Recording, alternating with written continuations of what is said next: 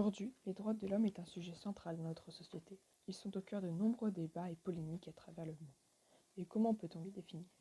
Tout d'abord, il faut savoir que les droits de l'homme est un idéal et non un texte de loi ou une réalité. Aujourd'hui, les droits de l'homme sont représentés par la Déclaration universelle des droits de l'homme, adoptée par l'ONU le 10 décembre 1948. Cette déclaration a pour but la protection fondamentale de l'humain en temps de paix comme en temps de guerre, et quel que soit le régime politique de l'État. Elle garantit ainsi à tout homme la santé, la vie, la justice équitable, la dignité, l'égalité, l'éducation, ainsi que les libertés d'opinion et d'expression. Ces droits sont regroupés en 30 articles, divisés en 3 parties: les droits civils et politiques, les droits économiques, sociaux et culturels, et les droits collectifs. Ainsi, ils sont universels, indivisibles et inaliénables. Et c'est pour cela qu'ils font régulièrement la une des médias de manière plus ou moins explicite, au travers de polémiques, de débats ou même de simples avis. Et c'est d'ailleurs cette diversité de points de vue qui va nous intéresser, ainsi que le traitement médiatique qui gravite autour de ce thème épineux. Les tensions entre Chine et États-Unis n'ont jamais été aussi fortes qu'aujourd'hui, et chacun tente d'affaiblir la puissance de l'autre. Mais cela ne fait pas au travers de la force brute, comme ça aurait été fait il y a moins d'un siècle, mais au travers des médias et de leur politique étrangère. Ainsi, les médias sont au centre de notre civilisation et représentent une arme essentielle dans le monde politique actuel. La Chine et les États-Unis sont les deux premières puissances mondiales et cherchent donc toutes deux à être les meilleures dans tous les domaines. Mais elles possèdent des régimes politiques et des idéologies divergents qui se ressentent dans leur manière de diriger leur pays, de faire fonctionner leur économie et encore bien d'autres choses. Ces différences d'idéologie sont l'une des raisons majeures qui les poussent à se critiquer mutuellement. Le dernier débat en date est celui du 2 février 2021 qui voit s'opposer Anthony Blinken, le secrétaire d'État américain, au conseiller d'État chinois Yang Jiechi. Et le principal thème abordé sont les droits de l'homme. Chacun accuse l'autre de débordement et de violation de la déclaration. En effet, Jiechi accuse les Américains de racisme envers les Noirs et envers les Asiatiques, appuyé notamment sur les Black Lives Matter et le procès de George Floyd, de ne pas respecter les droits humains depuis bien trop longtemps et surtout de ne pas agir. En opposition, Blinken accuse à son tour la Chine de non-respect des droits humains à cause du Xinjiang et critique par la même occasion l'autoritarisme chinois. En réponse, les Chinois attaquent les Américains sur leur interventionnisme un peu trop fréquent, qui est la cause de centaines de milliers de morts et de millions d'Afghans sans domicile. Par la suite, une dizaine de pays se joignent aux plaintes de la Chine et font remarquer la responsabilité des États-Unis dans de nombreuses crises humanitaires, entre autres l'Irak et l'Afghanistan. Un article de Chong Cheng, un homme chinois, publié dans le Courrier international, fait remarquer qu'il n'y a pas que les États-Unis qui étaient visés dans ces attaques de non-respect des droits humains. En effet, le Pakistan a remis en cause les mesures prises contre la discrimination raciale et religieuse dans les pays européens. Dans son discours à la session du Conseil des droits de l'homme des Nations unies en mars 2021, le Pakistan visait clairement la France qui ne condamne pas les caricatures religieuses et dont en plus Emmanuel Macron a prôné leur légalité dans un discours aux Français durant l'automne dernier. L'Iran et l'Égypte se sont eux aussi plaints des discriminations raciales et des discours haineux en Europe. Ainsi, l'ensemble de ces pays demandent aux pays occidentaux d'abandonner leur image de maîtres des droits de l'homme, de régler leurs problèmes de droits humains chez eux d'abord, et ensuite de renforcer le dialogue et la coopération selon le principe d'un respect mutuel afin de contribuer véritablement au bon développement de la cause des droits de l'homme dans le monde. À mes yeux, cet ensemble de pays a raison. Chaque État devrait tenter de régler ses propres problèmes avant de dénoncer ceux des autres. S'accuser les uns les autres n'a aucun intérêt à part créer un climat de rivalité.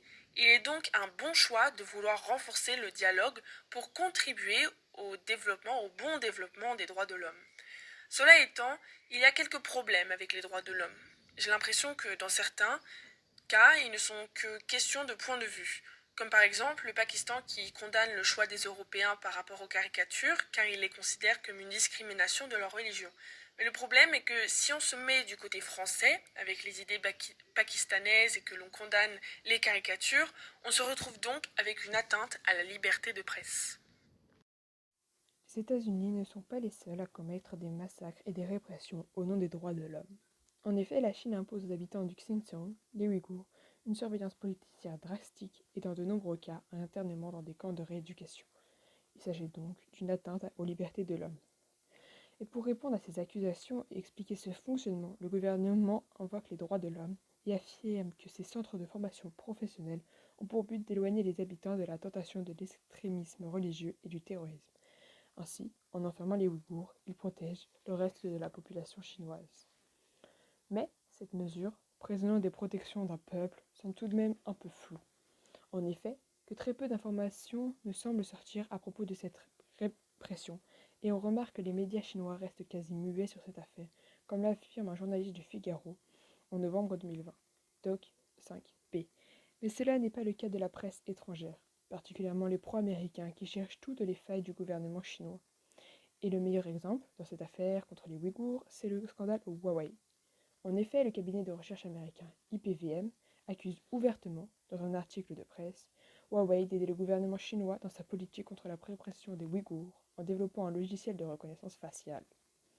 Ce communiqué de presse a fait le tour du monde et l'ensemble des défenseurs des droits de l'homme semble remonter contre Huawei. En Europe, ce défenseur, c'est le député Raphaël Glucksmann. Pour frapper un grand coup et marquer les esprits du plus grand nombre de personnes possible, ce dernier interpelle l'ambassadeur de la marque en Europe, le célèbre attaquant français, Antoine Griezmann. Avec ce joueur de cette célébrité, il espère obtenir une annonce médiatique de grande ampleur et ainsi faire bouger le gouvernement chinois face à un immense scandale, ainsi que affaiblir Huawei et faire changer d'avis les gens sur cette marque.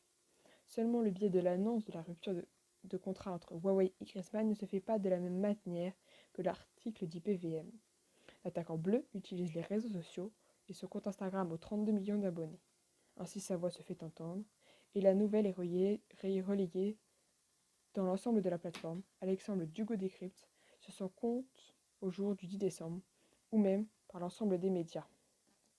La réponse du gouvernement chinois reste simple et ne se mêle pas au scandale.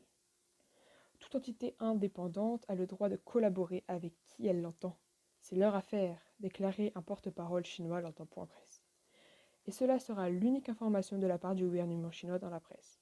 Pour trouver l'avis des Chinois sur ce scandale, il faut aussi utiliser un réseau social, et en l'occurrence Weibo, le Twitter chinois, où de nombreux internautes expriment leur mécontentement face au choix de Griezmann.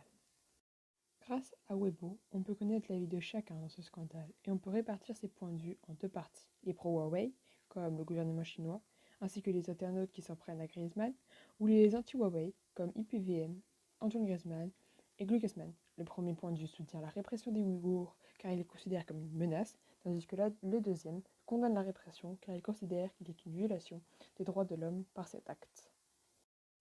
Aujourd'hui, les réseaux sociaux sont un très bon moyen de s'exprimer, et Griezmann n'est pas le seul à dénoncer des répressions et des injustices.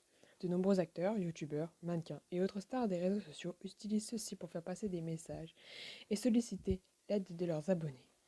Comme le mannequin Giovanni Bonami, qui pour l'aide des écoliers tanzaniens, ou l'actrice Christina Milian à propos du procès George Floyd. Ou encore, dans des projets plus concrets, on retrouve l'influenceur et humanitaire Jérôme Jarre qui a monté un groupe humanitaire, la Love Army, avec des célébrités du web comme MrV, DJ Snake ou Omar Sy, et qui, grâce à leur célébrité sur les réseaux sociaux, peuvent aider à la récolte de fonds pour les Rohingyas. Ainsi, grâce à des vidéos live de 48 heures sur Instagram et des posts sur leur mur, ils espèrent toucher le plus de monde possible. Mais est-ce la bonne solution et la bonne manière pour communiquer, pour aider ces personnes dans le besoin? À mon avis, à la base de ce projet, l'idée est bien. Instagram et YouTube sont de très bons moyens de communication. Et en montant son projet, Jérôme Jarre a choisi des célébrités qui possèdent des publics différents. Ainsi, le public qui suit MrV n'est pas forcément le même que celui qui suit Omar Sy. Et il touche un plus grand nombre de personnes. Mais pour moi, il y a deux problèmes qui se posent dans cette méthode. Dans un premier temps, les stars sont toutes françaises et parlent en français, ce qui réduit le champ d'action. Et le deuxième, c'est qu'ils sont obligés de compter sur une reprise de leurs posts Instagram et de leurs actions par une presse écrite plus grande telle que Le Figaro, Le Monde ou peut-être plus petite mais des presses écrites pour atteindre toutes les générations de l'adolescence aux retraités. Aujourd'hui, deux événements d'actualité montrent combien les valeurs universelles, dont les pays occidentaux se veulent les champions, sont remises en cause par des forces extérieures, en l'occurrence par la Chine, ou même par des événements intérieurs, comme par exemple le futur procès pour extradition de Julian Assange. D'une part, les droits de l'homme et les principes démocratiques, notamment la séparation des pouvoirs, le multipartisme, les élections générales et l'indépendance de la justice, comme l'affirme Chantal Delsol, sont autant de principes remis en cause tout particulièrement par la Chine, mais aussi par la Russie. Pour ces pays, les libertés individuelles, la liberté de la presse, l'état de droit ou la démocratie sont autant de désordres qui nuisent au développement harmonieux d'un peuple, explique la journaliste. L'Occident peine à expliquer et justifier l'universalité de ces principes démocratiques face aux critiques et aux remises en cause chinoises ou russes, puissances qui prônent la supériorité du parti et du gouvernement dans la recherche du bien du peuple. Justement, le procès britannique en extradition de Julian Assange illustre bien la difficulté de l'Occident à affirmer son soutien au principe de liberté de la presse face à une remise en cause du secret défense tel que pratiqué par le fondateur de Wikileaks vis-à-vis des États-Unis. Julian Assange a obtenu un nombre considérable d'informations classées secret défense en provenance des États-Unis sur des bavures, et notamment de l'armée américaine en Irak et en Afghanistan, informations qu'il a diffusées sur son site. Ceci est devenu l'affaire Wikileaks.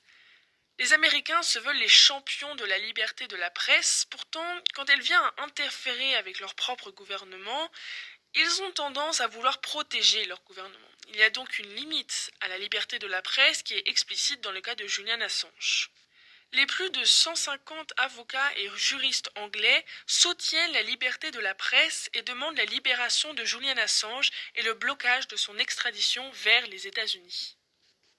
L'Occident essaye d'imposer ses valeurs démocratiques au monde, valeurs qu'elle considère universelles, et se retrouve en opposition avec la Chine de Xi Jinping et la Russie de Poutine, qui expliquent que leur propre système de gouvernement est meilleur pour atteindre le bonheur du peuple. Alors que les pays occidentaux sont les défenseurs principaux de la liberté de la presse, de la démocratie, etc., la Hongrie, avec son dirigeant Viktor Orban, a commencé à museler la population, notamment en remettant en cause cette liberté de la presse. En effet, les chefs d'État européens s'étaient mis d'accord pour un plan de relance d'économie européenne, mais ils voulaient à l'origine conditionner le soutien à l'économie hongroise au respect par la Hongrie du principe de l'état de droit. Donc l'indépendance de la justice, liberté de la presse, libertés individuelles, etc. Cependant, les conditions de vote à l'intérieur de l'Europe sont telles qu'il faut, la majeure partie du temps, l'unanimité pour passer de nouvelles lois. Or, Orban veut consolider son propre pouvoir à l'image de Xi Jinping en Chine et de Poutine en Russie, avec des idées contraires aux idéaux occidentaux. Viktor Orban rend cette affaire très publique, notamment à l'aide des médias, devenus comme un indispensable aujourd'hui. Aujourd'hui, l'information est instantanée et les médias sont au centre de notre système. Ils permettent l'information de l'ensemble du monde dans tous les domaines.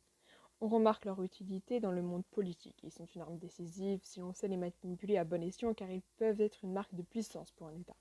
Ils prennent un nombre de formes incalculables en passant des réseaux sociaux aux journaux numériques et papier ainsi que par la télévision et la radio.